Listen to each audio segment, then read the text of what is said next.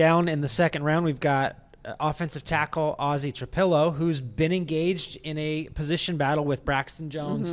He didn't want to evaluate his game. He gave us the old "gotta see the tape" thing, which makes a lot of sense because there's a lot of stuff about offensive line that you can't tell on first watch, and you really can't even tell with feel because you're kind of like in a phone booth. But over camp, I think he's been the type of player that he was, kind of talked about to be, in that he's technical, he's smart, he listens, he doesn't get overly animated and freaking out about things. Very even keel. Very even keel. That's something that you want. Now, I don't think they're in a rush to make him the starting left tackle for the Chicago Bears. I don't think they need to be, because Braxton Jones told me yesterday he's still not 100%, but he feels like he's getting there. Yeah. And he feels like the joint practices were like a switch that was being flipped. He felt like himself, to be assertive, to be more attacking. And I think those are good things to hear.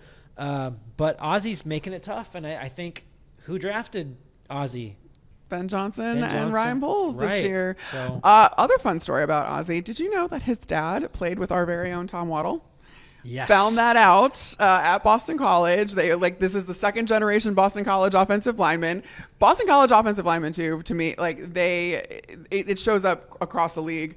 Chris Lindstrom is the one that always comes to mind for me, but these guys are really, really smart, but they're also very familiar with the NFL game because of the system currently that's there under Bill O'Brien at Boston College, where it's a pro-ready system. It is a pro, it's very akin to what the pro game is. And so that learning curve between the two is a lot easier to make when you come from a system like that in college and try to make that transition into the NFL.